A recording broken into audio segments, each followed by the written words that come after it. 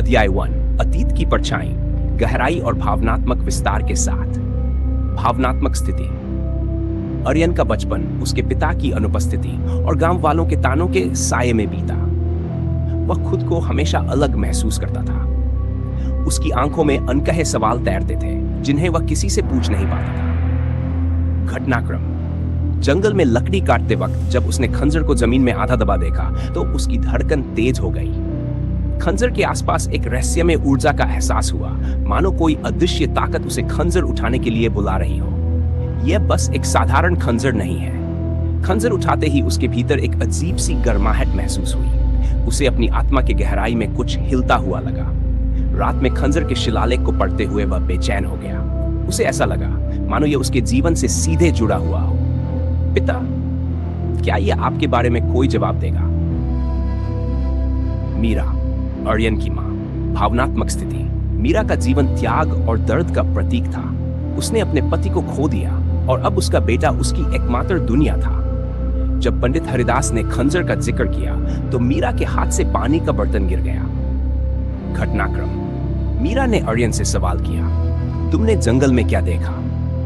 जब आर्यन ने खंजर दिखाया तो मीरा की आंखों में आंसू छलक आए। उसका शरीर कांप रहा। यह तुम्हारे पिता का था, लेकिन मैं चाहती थी कि तुम इससे दूर रहो। मीरा की आवाज भारी हो गई। उसने खंजर को छूने से भी मना कर दिया। उस रात मीरा ने मंदिर में जाकर भगवान से प्रार्थना की, हे ईश्वर, मेरे बेटे को उसकी किस्मत के अंधकार से बचा लो। राघव। भावनात्मक स्थिति। राघव को हमेशा लगता था कि आर्यन के जीवन में कुछ गहरा राज छिपा हुआ है, लेकिन उसने कभी इसे गंभीरता से नहीं लिया। जब आर्यन ने खंजर के बारे में बताया तो राघव ने इसे मजाक में उड़ा दिया। घटनाक्रम। तो भाई, यह खंजर तुम्हें राजकुमार बना देगा या कोई राजकुमारी? राघव के मजाक के बावजूद वह भीतर से चिंतित था। जब उसने खंजर को देखा तो उसे एक ठंडा एहसास हुआ। मुझे यह पसंद नहीं आया आर्यन, इससे दूर रहो। लेकिन वह अपनी चिंता को शब्दों में व्यक्त नहीं कर सका। पंडित हरिदास, गांव के पुजारी। पंडित हरिदास को खंजर के बारे में सुनते ही अतीत की घटनाएं याद आ गई। उनका चेहरा कठोर हो गया और उनकी आंखों में भय झलकने लगा। घटनाक्रम। जब आर्यन खंजर लेकर उनके पास गया तो उन्होंने उसे हाथ में लिया और उसकी सतह पर उंगलियां फेरी। यह खंजर दो शक्तियों का प्रतीक है, सृजन और विनाश। इसे धारण करना आसान नहीं। पंडित जी ने मीरा से कहा, यह दिन आने वाला था, अब इस लड़के की परीक्षा होगी। उनकी आवाज में चिंता और कर्तव्य का मिला जुला भाव था। निशा। भावनात्मक स्थिति। निशा आर्यन की उदासी और गंभीरता से हमेशा प्रभावित रही थी। उसका आर्यन के प्रति प्रेम उसकी आंखों में झलकता था। जब उसने आर्यन को खंजर के बारे में बात करते सुना तो उसका दिल घबरा गया। घटनाक्रम। वह आर्यन के पास गई और पूछा, तुम इतने परेशान क्यों हो? मुझे सच बताओ। जब आर्यन ने खंजर दिखाया तो उसने कांपते हुए कहा, यह चीज मुझे डरावनी लगती है।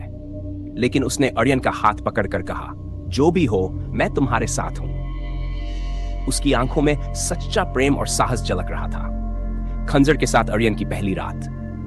उस रात आर्यन खंजर को अपने पास रखकर सोने की कोशिश कर रहा था, लेकिन उसे लगातार अजीब आवाजें सुनाई दे रही थीं।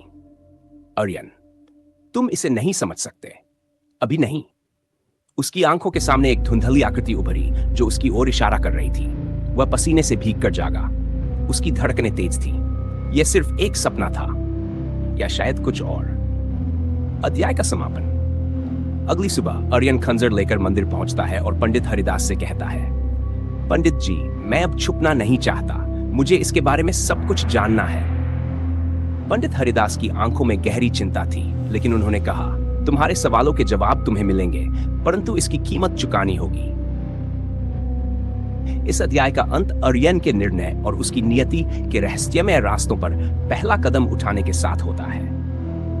क्या आप अगला अध्याय पढ़ना चाहेंगे, जहां आर्यन अपने अतीत की सच्चाई और खंजर की शक्ति के बारे में और गहराई से जानता है?